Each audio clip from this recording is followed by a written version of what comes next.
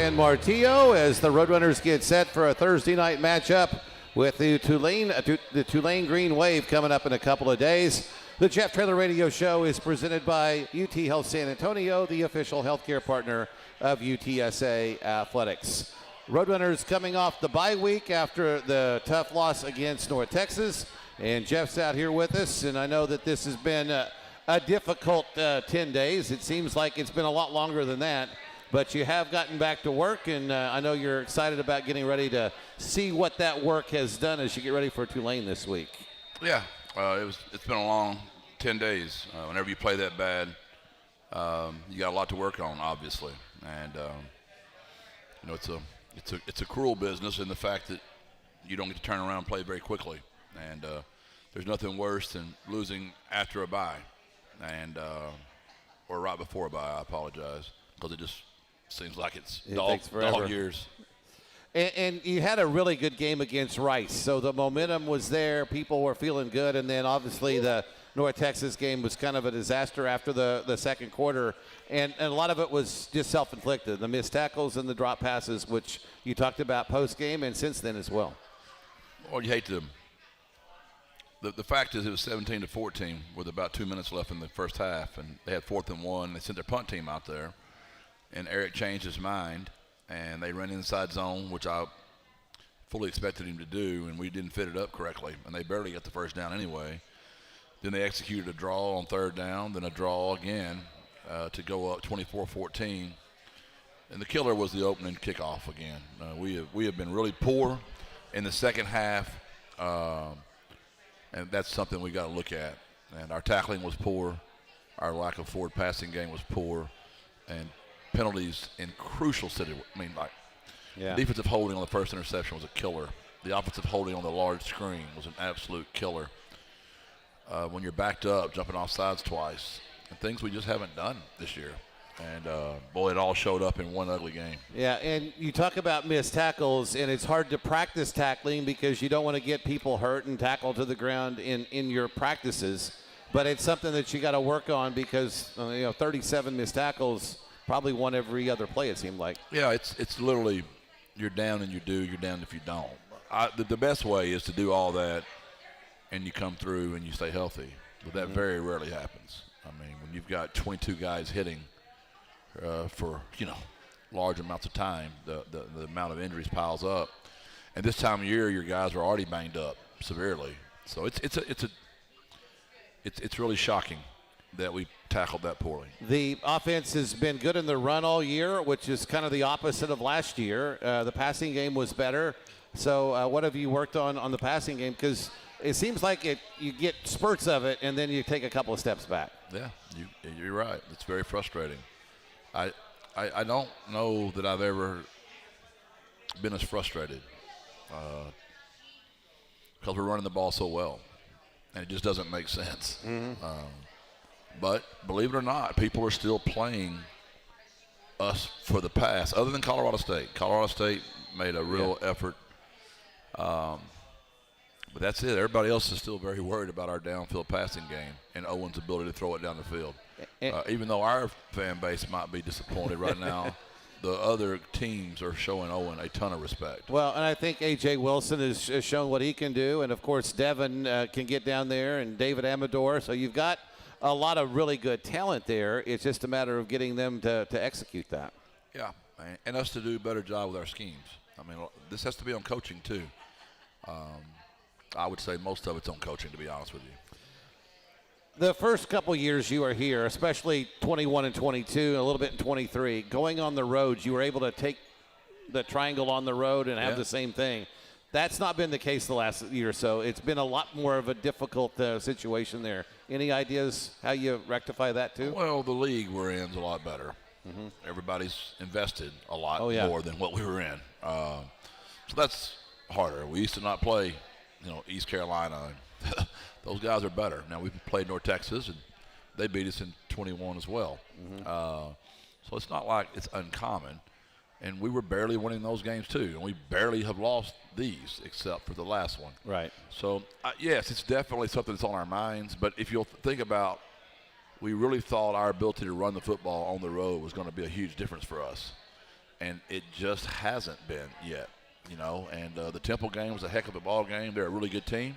North Texas is a really good team, and this league's tough, Andy. This is a tough league, and we're going to have to all sit around and figure out, well, how much do we really want to be in this thing? Do you just want to stick your toe in, or do you want to be in this thing? And I was very adamant when we got in it, I didn't get in this thing to want to just be in it. I want to win it, and we're not anywhere close to it right now, and that's really got me frustrated. Well, if you take the middle of the pack teams, UTSA is there right now with Temple, and I guess Tulsa and Charlotte are struggling a little bit, but Tulsa beat Oklahoma State this year, so you can put them in the middle of it. Even Rice at times has played well. They beat a good team last week. Yeah. I mean, that's a really good football team they just beat. So everybody's kind of equal, and then you've got the upper echelon with Memphis, South Florida, and Tulane and their rosters. Yeah. I just, that's for another day, another subject. Mm-hmm. But we've got to decide how bad we want to be in this league. And it's my job to coach the team that I have, and this is the team that I have. But moving forwards, if we want our team to look better than it does, we have to invest more into it. But right now, my responsibility is to coach this team I have. But this Tulane, Memphis, South Florida, the teams we got in front of us, that they're different. You can just tell by their roster they look different, especially their D-line. They really did a good job. They got the two kids out of Texas Tech, the kid out of Appalachian State, the kid out of South Alabama. They did a good job. And Tulane has been historically good for years. I mean, Willie was good. John's done a good job as well. They're a good academic school. They've been good for a long time, and they're going to be really good Thursday night. You had a similar situation a year ago when you played Memphis. You were coming off a tough loss. You went into the Dome. You were a home underdog, played great, won that game. That really propelled you into November. You've got a similar situation here, even though you even have a more difficult schedule with South Florida right after and still have to play Charlotte, East Carolina, and Army. But this could be a springboard if you can play well to Thursday night against Tulane. Well, it's kind of like I told you earlier when we were on the phone together talking about, I just we've got so many problems right now we've got to fix. I can't even look. I mean, Tulane is they're on my list. Don't get me wrong, but the UTSA Roadrunners right now, we've got to get a lot of fixed, and that's where all my attention has been, is just fixing us. Obviously, Tulane's an odd front. They're really good in the red zone. Offensively, they run the ball well. They've got three good backs. They got a quarterback that can really run and throw it. I think it's the best offensive line we've played, maybe other than A&M's. They're really good up front. You can tell they invested heavily in their lines. They've got great transfers in on their line. They're really good. All right, we've got some players that we're going to have join us coming up. Kenny Azawalu will be out here in a little bit. Trevor Timmons, the left guard for UTSA, will be here in a little bit as well. And we got more stuff for Jeff as well coming up in the next 50 minutes or so. UTSA fans, get ready for the Ansira punt for a pickup.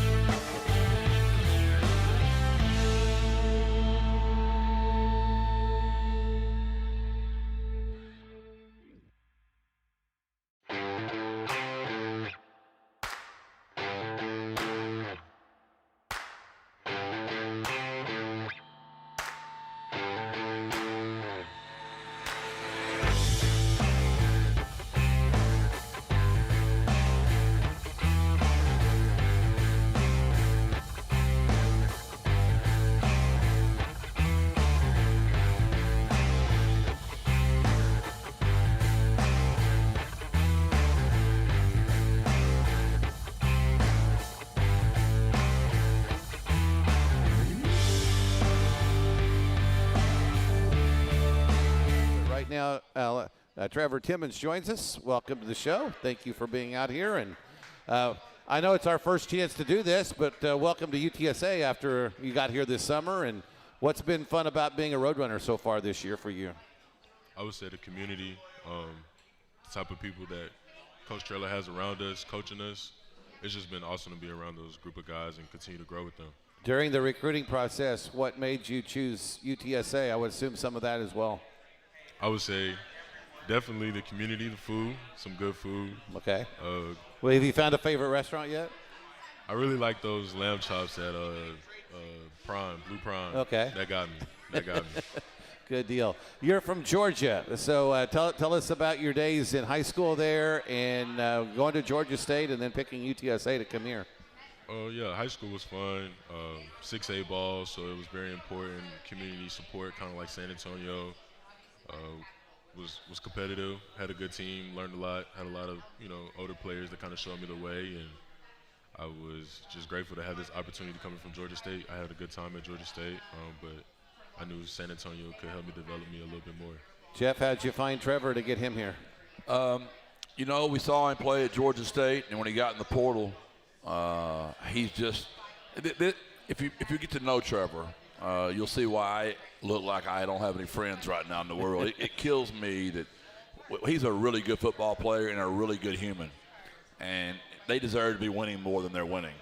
And Big Rail was another great pickup. Whenever you go in the transfer portal and you get two starters that are really good, they're both good football players, and they're good humans. They're fun to coach. They don't give us any trouble. They're great. It hurts. It really hurts because we've won so much here and we're not getting it done right now. And I just hate it for guys like Trevor. And I'll say this because I can. Like when people want to get on us about penalties, like Trevor's the one that held on the screen. He's like one of our best players. And I promise you no one feels worse in the world than Trevor on those kind of moments. So I'm just not going to – if we did something like – I know it looks like it was dumb and all that kind of stuff. This kid is sharp. I mean, like I was just talking to him about his Charles Schwab investments, and his number he's hitting over here on what he's invested.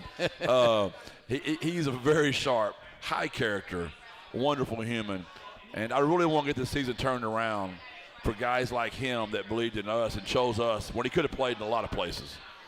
Trevor, talk about that. You have the sophistication that you have. You have I'm sure you have great parents and things like that brought you up right and all that. Talk about how important that's been in your life to have those influencers and now somebody like Jeff to enhance that influence. Well, Coach Traylor, we have our culture pillars and we just have an identity that we stick to. The same thing, just having parents and having rules and sticking to those and being consistent in those. So growing up in that and then seeing Coach Traylor, a lot of coaches do things different ways, but seeing how Coach Traylor did things was very promising, kind of like comforting. So I'm not saying it was easy, but I understand that there's discipline, that there's structure, there's culture that we just stand by. And, I still stand by that like-minded people surround themselves with like-minded people. And what Trevor's going to do, like he's got friends that are really good players somewhere that are more like him, and Trevor's going to go, you need to go play there. They're going to treat you the very same whether we score 60 against Rice or we get embarrassed by North Texas. Now, I might have lost my head in one team meeting in the last 11 days, but other than that, I've tried to stay the same human for these guys every day. And it's great to have coaches and staff that care. When they are going to lose their mind or whatever, it's for the good. They care about you, that they expect better. All those kind of things are part of that culture pillar. Talk about that and that culture that UTSA has that has made so many people want to be a part of it. I mean, just coming in the morning, you see coaches working out, and it's consistently. It's not just in the spring. Like I'm seeing the same people showing up being the same person that they are from when we were 0-0 to how we are now, and just like Coach was saying, just believing at the end. Like we got to be selfless, especially as an offensive lineman. I think it's pretty simple to be selfless. Like that's our job. But understanding that there's 120 other guys here, including the coaches, that show up and be the same person every day it doesn't make sense to me not to do that myself. I'll tell you another thing. Andy loves to play golf too. Trevor likes to hit a golf ball. Hey, how's your golf game? It can be better, but it's part of it. Yeah. So where did you get started in golf? How'd that get started for you? I was born in Augusta, Georgia, so That's it right there. You got Andy now. You just got a new friend for sure. That'll do it right there. You have to like golf if you're born and raised in that area. Have you ever been to? I haven't been, but a lot of my people I went to like elementary school, middle school, high school with, they were able to like work the tournaments. That I was man. What's the sandwich that everybody raves about? The egg salad and the pimento cheese. Pimento cheese sandwich. You ever got a pimento cheese sandwich? No, I'm a fan of pimento cheese. Yeah, both the pimento cheese and the egg salad. It's like $1.50 for a sandwich at the Masters. I see your girlfriend's here tonight. She is. I see her taking a picture of you right now. That's a good thing. Yeah, it's a good thing. That's what it's like to be a football player at UTSA. Look at the beautiful women that Absolutely. you get to get and all the support you get too. Exactly right. So what are you doing in the classroom? What's the future for you once football's over with at some point? I'm a political science major, so I'm walking across the stage in December. Awesome. Yeah, Trev's a guy we want to keep in our city. We need to hire Trev and keep him in San Antonio. You want to be a senator or something with that political science degree, or what do you want to do? I wouldn't say be a senator, but at least I have a little knowledge of history and how politics work. I'd vote for him. Yeah. I trust Trevor. Truly. You talk about what a single digit is supposed to be. If Trevor would have been here, no doubt, single digit all day, every day, twice on Sunday. He is the epitome of what that's about. Awesome. Well, good luck against Tulane on Thursday night. I know you all want to turn this thing around as quickly as you can, and I'm sure you'll do everything you can to get that done. Yes, sir. Thank you for having me. All right. That's Trevor Timmons. He's offensive guard, the left guard, started every game for UTSA.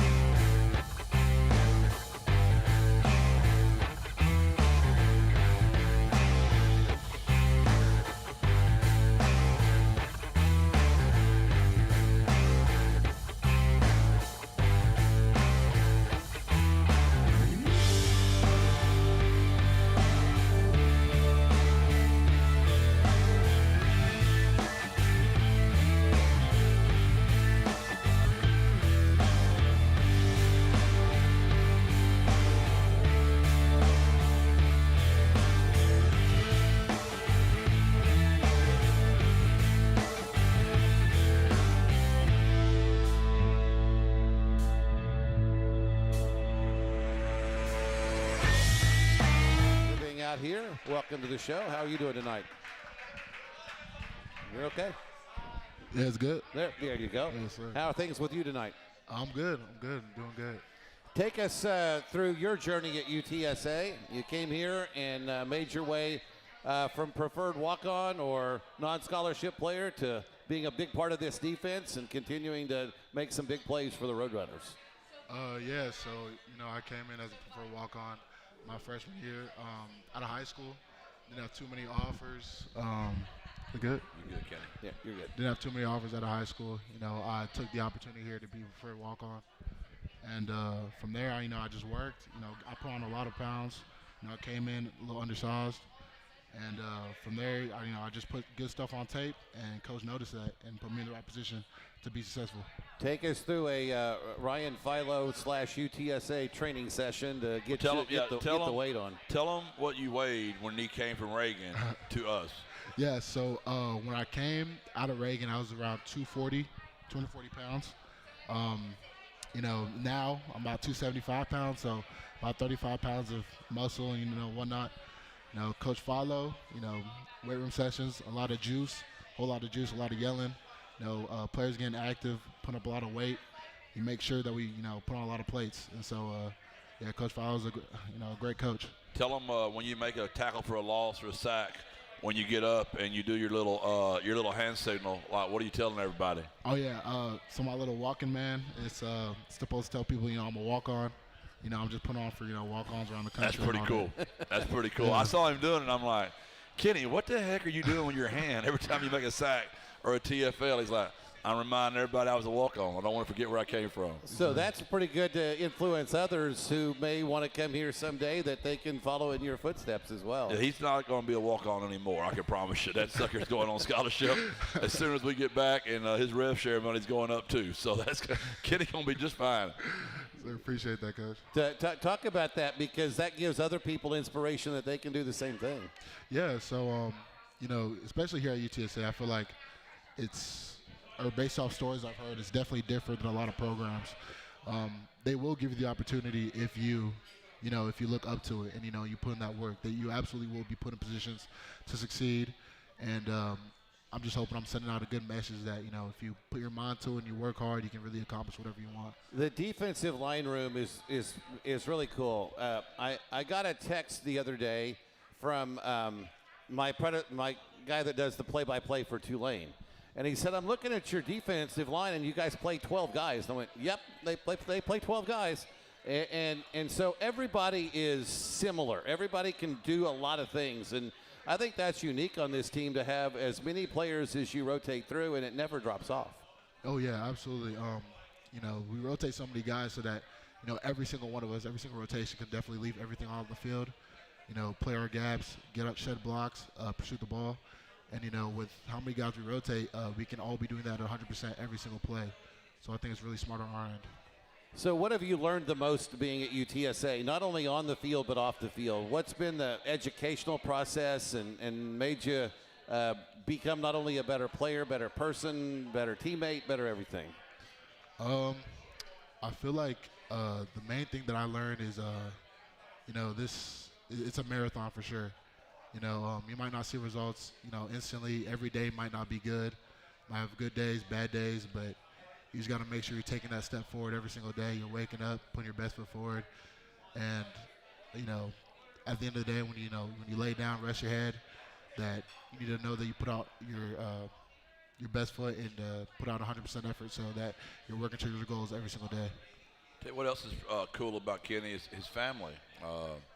It's pretty interesting what all his family does. The tropical smoothie. Yeah. I'll give him a plug here. Yeah. Dad and mom run those, correct? Oh, yes, sir. And got a couple of brothers here. So, yeah, we got to keep Kenny. I tease Oscar Cardenas, the new Frank Harris, Sincere, and Rashad. We have the new face of San Antonio over here in Kenny. So we're really thrilled to have Kenny. So talk about what your mom and dad do and the fact that they're entrepreneurs and in business, and maybe that's something that you want to follow in if you're down the road, or certainly be a part of. Oh, yeah, absolutely. So, my mom and dad, they're immigrants from Nigeria, and, they came to New Jersey first and moved down to San Antonio in 2012.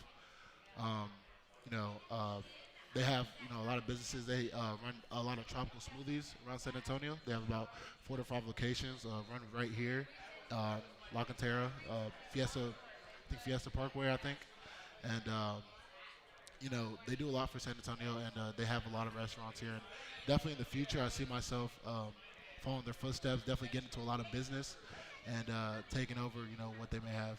And that's why I love doing the radio show, Andy. I know a lot of times you can't tell when coaches are just doing coach talk or they really mean it. And I've defended this team all year. Like, I like this team, and you can see why I like them so much. Like, every guy that comes to the radio show, Trevor, Kenny, they're highly intelligent, they're high character, and they deserve to be winning more football games than they're winning. So when you're their coach and you're not winning with kids as good as these guys are, it really weighs heavy on my heart. He's just another wonderful, wonderful human. Kenny, it's not every coach in the world is like that. So talk about that culture that's created here, that that not only do they care about you as a person, they care about you as a player in both ways. They want you to win, they want you to be successful, and they're always striving to put you in those positions. Oh, yeah, absolutely.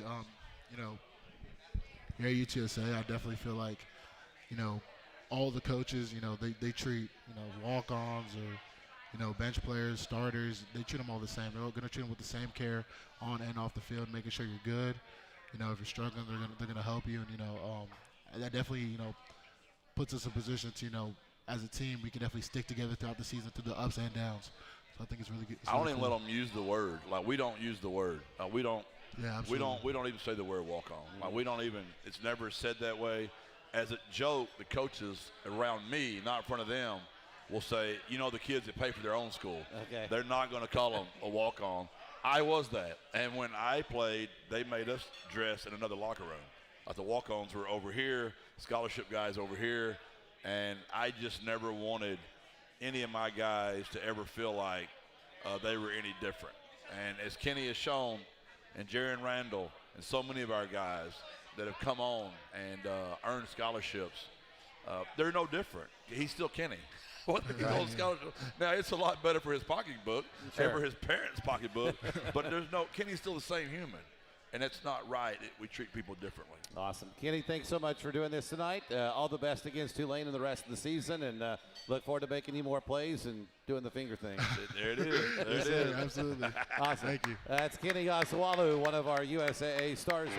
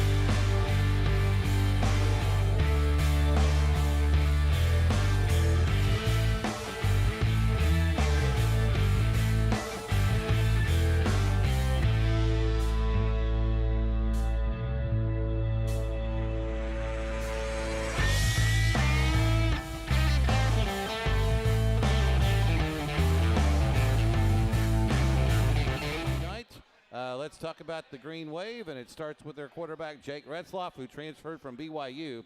And he ran into some culture issues or code violations at BYU, and we knew he was going to transfer somewhere, and then this summer we found out it was going to be Tulane, and we were going to have to face him. So pretty good player, and he can do things with both his arms and his legs. Yeah, just our luck. He's the leading rusher on the team, the leading passer on the team, most touchdowns on the team. He does it all. He's very unique in how he plays. He's the best athlete on the field. They know that, so they run him. Like, he's carried the ball 70 times for 450 yards. All three backs are really good. They just rotate them. Yeah. But each one of them averaged 4.3, 4.7, 5 yards a carry. Their receiving core is very balanced. 7 has 20 catches. 1 has 22 catches. 83 has 23 catches. They're just they're a typical John Summerall team. They've won a lot of close games. And John's going to play him very good. They beat 2 P4s already. They beat Duke and Northwestern. I'd love to get a P4 game at home. Nice. I've heard me say that a million times. Yeah. And then their only loss to Ole Miss. Undefeated in conference, leading our league right now. So really tough chore for us. I don't know who makes the schedule and how they figure all this out, but again, we're playing another team that's really good. And yes, we get a bye week, but they get a bye week too. It seems like that's always happening lately. Yeah. I got to worry about what I can control, brother. That's why I got you guys. I'll let y'all fight the good fight for me. Right now, I need some guys fighting the good fight for me. Absolutely. Now, they have a second quarterback that plays a little bit too, don't they? Yeah, they like him a lot. When he comes off, he plays on the field with him. And he's a good football player. So you'll see him out there too. And if number 6 is out there, he's thrown it 20 times this year. When he comes in the game, they're out there together. There's going to be some kind of trick play going down. We saw a John Summerall team a couple years ago in the bowl game in Orlando when UTSA played Troy. Does he do anything similar or different? Is it a similar type offense he likes to run? Yeah, same OC. Joe Craddock was the OC. Then different DC now. But John's heavily involved in that defense, so it looks very much like John. Basically, I've been out front. Some cover 4, cover 6. They'll roll 3 deep. They'll play cover 1. He's a really good coach. He's the darling hire right now. Yeah. He's the one everybody's wanting to hire. He's great at Troy. He's done great at Tulane.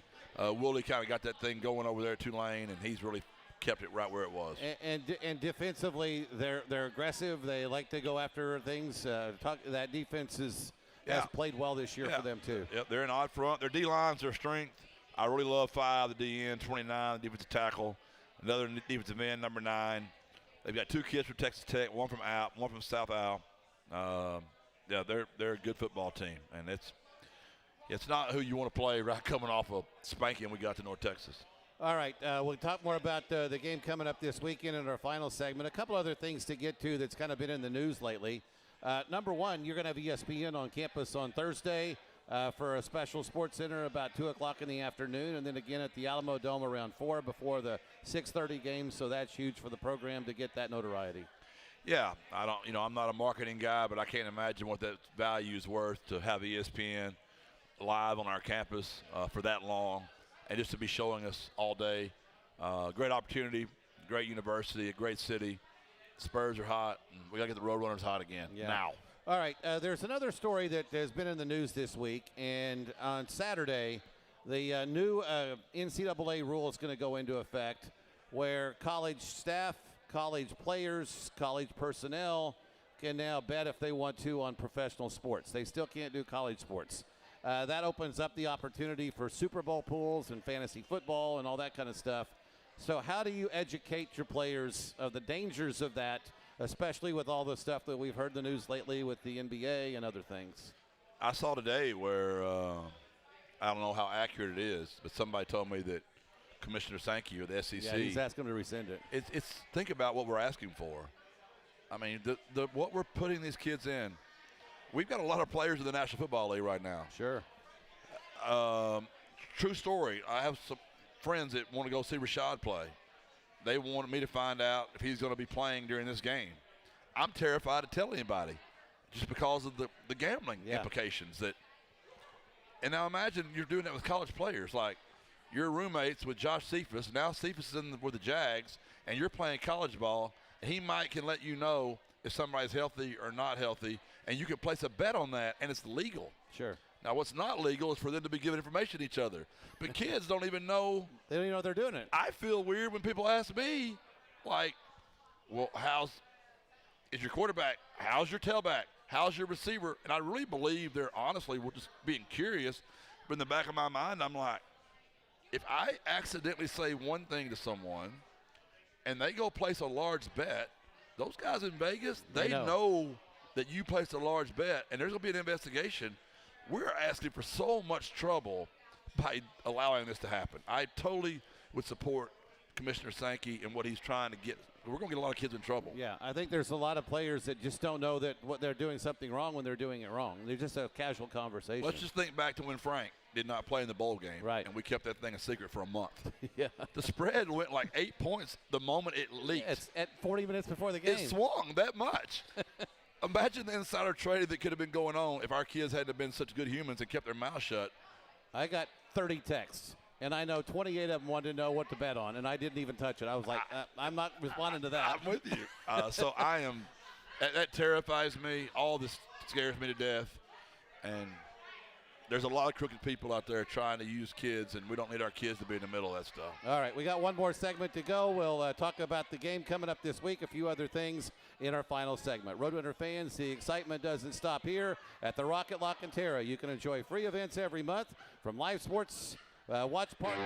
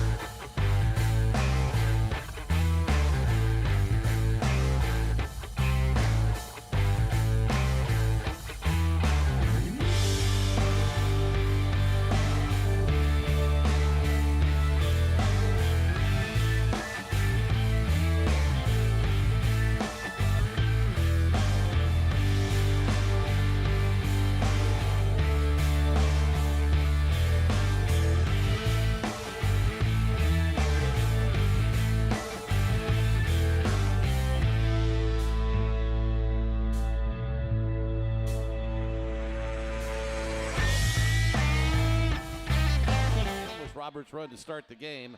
But he and Will Henderson have played really well at running back for you lately. They have. We ran the ball well again in that game, and that wasn't what cost us. We might have got away from it a little bit, but we got down so much, But, yeah, we ran the ball well. But to me, the play of the game was the other way, honestly. It was them executing 4th down and 1 right before halftime. I think if we'd have stopped them there, we could have got some momentum right before halftime. So I'd have to give is that against the rules for me to say North Texas made the play of the game? Well, they did. They kind of did right there. That was a big one for sure. When I've done the coordinator interviews with Jess Lepp recently, he's talked about getting pressure on the quarterback, and you're going to blitz sometimes, but sometimes you want to get pressure on the quarterback without blitzing so that you're covered, that you don't give up big plays. And that's a big challenge for the defense at times, isn't it? Yeah, we've struggled. We really struggled getting home. We've got to get that figured out.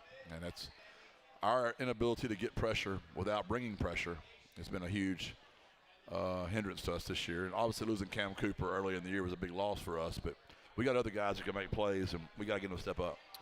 Jamie Buxton's a New Orleans native. I'm not sure if he ever thought about going to Tulane or not, but when you have somebody, and there may be some others I didn't see, but when you have a Louisiana guy, a Tulane guy, a New Orleans guy, does this game like this mean something special to them? Oh, yeah. It does for Big Baby. I'm sure that they probably got him targeted. I've heard they've got, his face in the locker room. He's a Louisiana guy, and I know Big Baby knows this is a big game, and he'll have a lot of people that know him on that team. So I love that kid. I hope he plays well. How's the health of the team overall? Is it just your general bumps and bruises and things that you have this time of the year? Willie McCoy's out for the year, the wide receiver. Obviously Cam Cooper. But we got some guys out. I'd rather not say right now, but there'll be some guys out just from practice and the game the other day.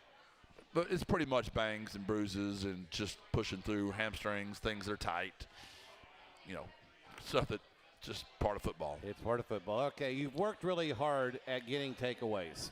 And a couple of times this year you've been good at that. Other times you haven't. But you were saying on Monday, we work on that every day in practice, and we're really good at it in practice. It just hasn't carried over to the game. At some point, you got to think that may come to fruition. Yeah, for you just got to stay at it. You just got to stay at it.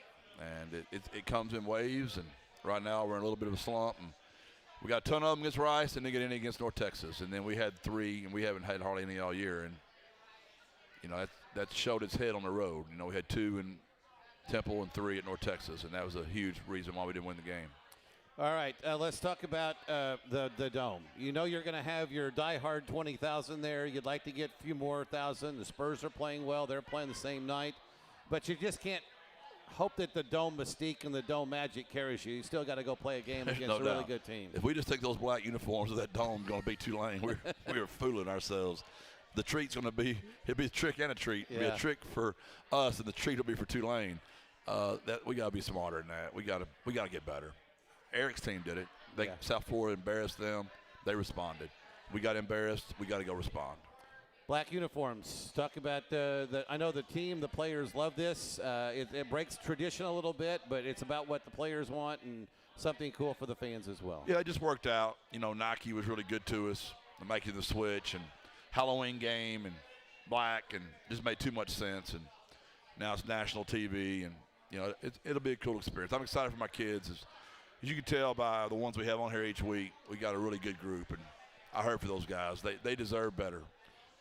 The ESPN games on Thursday and Friday night, you've talked about this before. Some of those schools now, especially the conferences that go cross-country, are going 2 days out for games. So there's going to be a lot of high school kids and a lot of college kids on Thursday night, either sitting at home or in a hotel room watching the Roadrunners and the Green Wave. And that's big for the school and potential recruiting for you down the road. Yeah, I'd rather be on Thursday for sure. At least we're not competing against Friday. Just so happen the Spurs are in town. But, that's just it is what it is. And, again, I'm so excited for the Spurs and my dear friend Mike Setzer and all those guys over the Spurs that are, they've been through it the last few years. And we've all been waiting, and now's our time to enjoy some of this. It's kind of those ebbs and flows that we're seeing in the NBA, and now we're seeing it in the college ranks. I had this thought the other day. In the last couple of years, you've seen an Indiana team all of a sudden get good. You've seen a Vanderbilt team get good. schools that don't Georgia Tech, schools that don't traditionally have success in football because of the portal and because of NIL, if they're willing to invest, they can get good in a hurry. And a lot of the blue bloods that are kind of accustomed to going 11-1 and 12-0 every year don't like it very much. Well, our level is where you got to be careful because the haves and the have-nots are still a huge difference. Mm-hmm. The P4, there's not really any have-nots. They all have. Now, some might have a little more than others, but our level is where you got to be careful because the range could be all the way from maybe $1 million to $15 million at G5 level. And we've got to get in that game if we're going to be in this thing. If not, it's going to be a lot of frustrating years. Do you think there's ever going to be a time, whether it's through legislation or whatever, to where there's a cap where we get some kind of rules? That'll never happen. It'll never happen because there has to be bargaining, and there's nobody for the players to be represented by, and we're never going to treat them as employees. So, no, that's never going to happen. Chaos. It's going to be the free enterprise system. Whoever has the most toys. And that doesn't mean you're guaranteed to win, but at least guarantees you a chance to win. All right, let's talk about the keys to the game against Tulane. We got to tackle. I know that's but those backs are good. That quarterback can really run. Those receivers can get loose on you. Offensively, we've got to get our downfield passing game going. And then on special teams, the penalties got to stop. Like our punt return team, we cannot keep doing that. Kickoff return team, like we start every drive backed up on the road. That's got to stop at home, and it has. We haven't done that at home, but we did it last week on the road. And I don't think we can all overreact too much. That was a one game out of 7 that was really gross. The other 6 you have seen us getting better. You hope we can bounce back, Andy. That block in the back is always frustrating to fans because you think it's simple. If you don't see the guy's face, don't block. But things are going at warp speed, and sometimes you get out of position. If you can read the number on the back of the jersey, turn around and go block the next guy, the punt returner's got to make him miss. End of story. It doesn't get any more complicated than that. All right. Thanks for being out here tonight. We'll look forward to Thursday night and hopefully a happy locker room about 11 o'clock Thursday night. Truly sorry. It was embarrassing, and you've been really good to us through the years, Andy. I hate having to make you watch that. God bless. Birds up. All right. That's Jeff Traylor. That's tonight's Jeff Traylor Radio Show. Thanks to Isa Ortiz for producing the program this evening. We'll come to you from the Alamo Dome on Thursday afternoon.